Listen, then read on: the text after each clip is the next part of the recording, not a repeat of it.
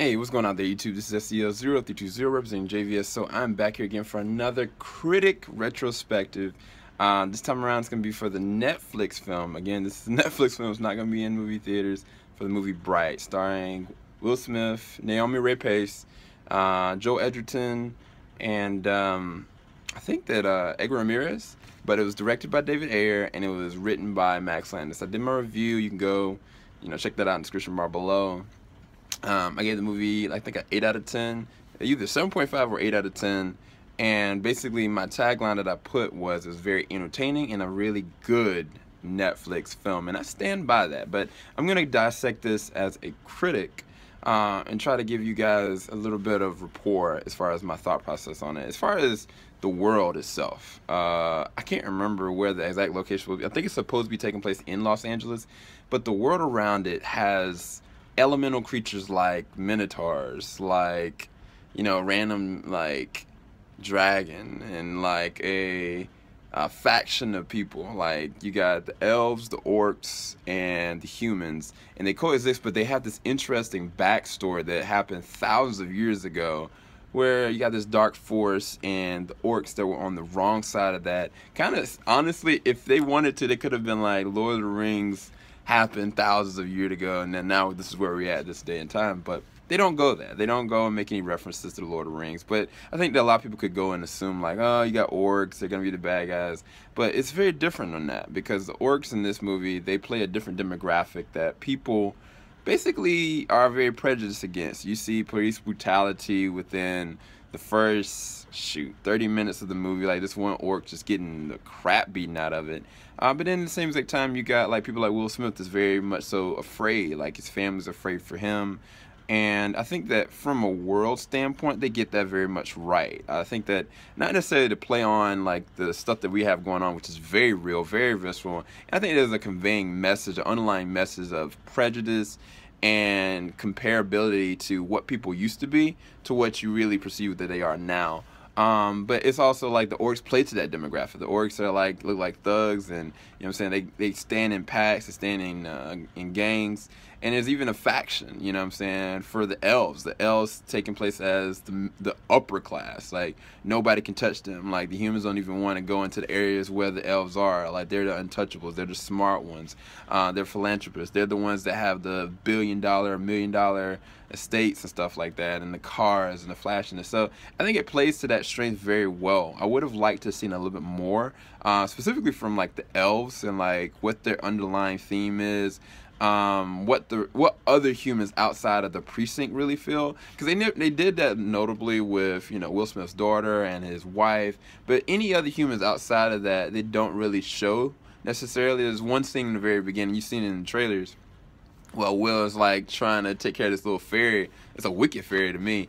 And the neighbors next door are just kind of just watching, and they kind of feel like they just kind of coexist within the world, but they don't seem like, what are other people feeling back and forth with this world around them? Do they really feel safe? It's definitely this feeling of prejudice that I think that Will does a really good job of conveying his prejudice justifiably based on his circumstance that happens in the movie. So I think that they get that right. As far as the world is concerned, as far as, building like an understanding of the world, I think they get that right. But the problem is that Max, in the way he actually wrote it, is paced very fast, where you go, you get, okay, this emotional beat moment where Will's talking to his precinct. There's another emotional moment where he's talking to, Nick, Jakoby, which is Joe Edgerton's character, and you get this really deep conversation, and then it goes into the comedic flair, and then they just moves forward with the action. I think that from a Netflix standpoint, a Netflix movie, to keep people intrigued, it works. But as far as actually going into the movie theater, you want to draw that out a little bit more. You want to play to the strengths of the actors that you have, like Joe Edgerton, which Joe Edgerton, to me, does a really good job with his comedic moments. At the very end of the movie, there's this cringe-worthy comedic moment that feels like something that Rush Hour would do, like Rush Hour 1 or 2, where they draw out this long comedic moment towards the very end. And I think that does not service the film, because people will look at that and like probably try to tear it apart. But the other comedic moments throughout the rest of the film, I think were very good. And I think that, the moments that were supposed to matter do. The downside is you got a great actress in Naomi Rae Pace, and you get to understand she's the bad guy. You get to see her ability, and it's really good. But you don't get a defining characterization of her core, because you don't get to see flashbacks of what the war was before. You get to see one moment with her and Lucy Fry's character Tika, you know, towards the third act, but you don't get to see their camaraderie. You don't get to see, you know, their factions. And not just that, Naomi Rapace has this group of, you know, other elves that are amazing. Like, they can fight. Like, matter of fact, she tore through like a SWAT team herself, but her group, like, they seemed unbeatable. And, you know, when they came up against, you know, Joel and Will, you know, like, I feel like they held back as far as what they were really capable of. And I think they tried to service that to, you know, making this something that, you know, other people will want to root for, the main good guys. But based on their capability, I was like, man, they should have tore through, you know, Will and Joel very early on. I mean, it's not to say that the fight it's not a good fight, but it's just very unpractical. It doesn't necessarily seems very believable based on their capability. And I think that's a fault to the writing. I think that they could have positioned that a totally different way. Whereas, like, all right, now you have Will and Joel, and like, who are the people that rally behind him? Like, there's a character, forget his name. I think the character's name was Sterling. It's played by Chris Browning. Chris Browning has this really interesting, weird character that, you know, Joel and Will meet in the middle of the street. They not kidnap him, they cuff him, bring him in, and they bring him in for questioning. And then the task force that Edgar Ramirez's character basically works for this federal organization that works with magic. And they kind of interrogate him, and they talk about this interesting backdrop dialogue, you know, of what used to be. And even when Sterling talks to Will and Joel, and they talk about like certain things, I was like, I want to know more of this. I need to see his character again. And I don't see his character again through the rest of the movie after this interrogation. So that leads me to believe that they're going to add more in the second movie. But I feel like the foundation for this one, you know, it would have boded well to give us a flashback. It would have boded well to see, you know, where this man came from. Why was he in the middle of the street? Why, you know, a lot of different questions as far as the world building standpoint. But I think that what they did right, again, is Joel and Will's dynamic as characters. I think they got that very much so right. I thought that they definitely took that very seriously. I saw a comment or a critique that said, you know, this would have been better served if they set this to kid demographic.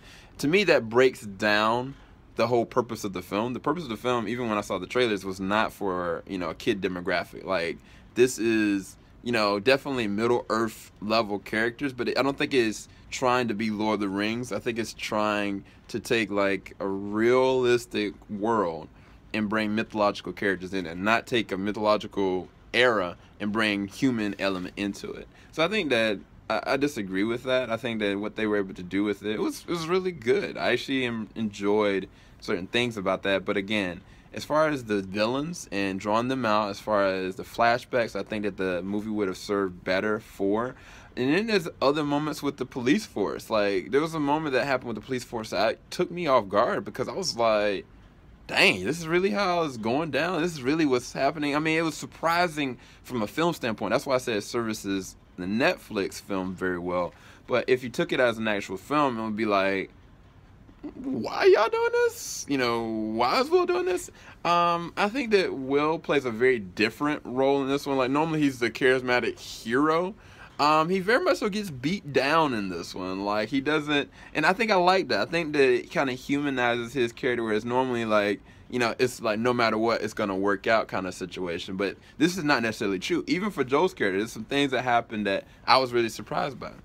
But I think that the second act, when they're on the run, and when the villains are just kind of happen to stumble across them, and they didn't give any real reasons why, I think that was a bit of a flaw, because it seemed very much so unpractical. Not just that, like, with Will and, well, not Will, but Ward and Nick's decision to kind of stay there, I got it, but only at a certain point when I realized the magical wand aspect. And you'll understand what I mean by that when you actually watch the film.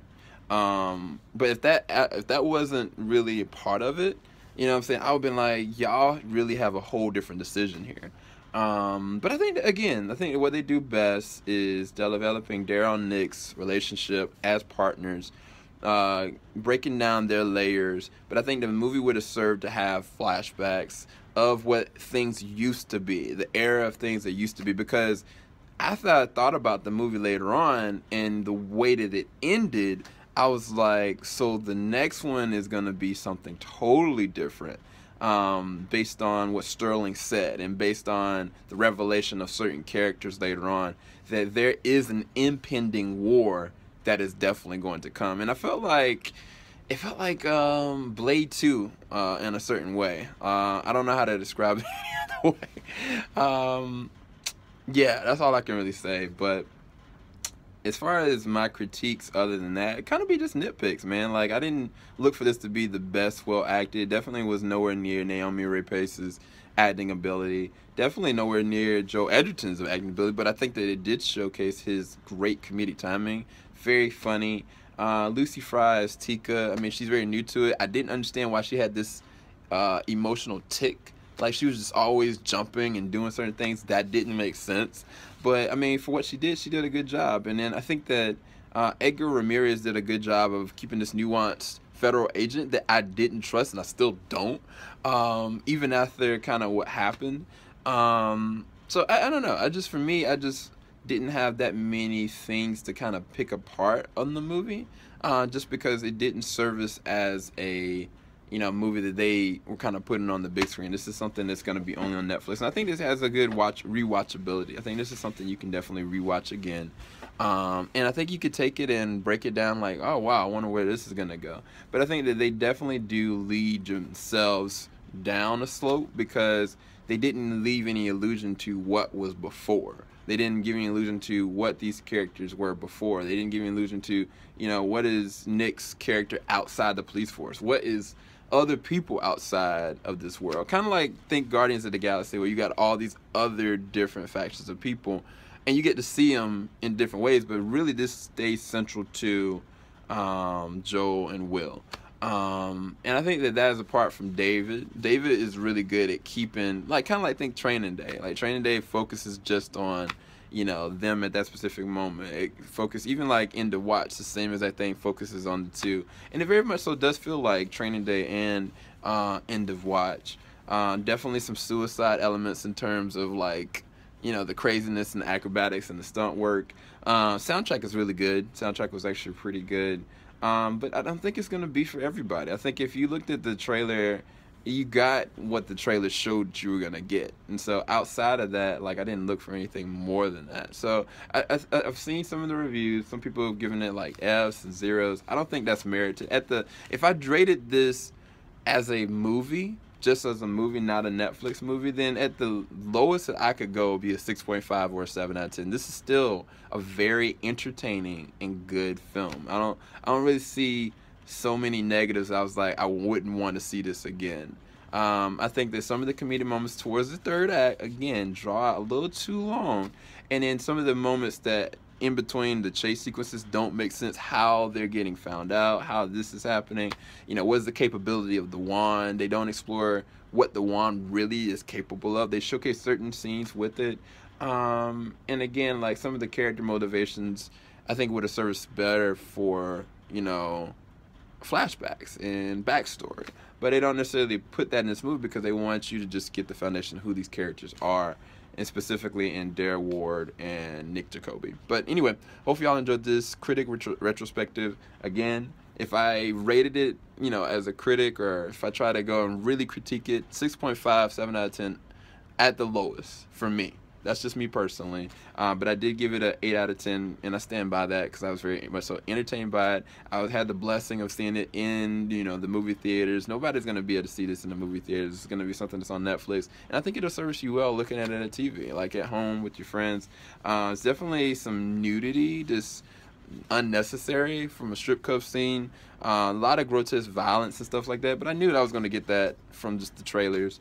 But I think that some stuff was unnecessary in terms of the nudity, profanity and the violence. I knew that was going to be in the movie just because of the way that they were all right, this is a rated R film. But anyway, hope y'all enjoyed this.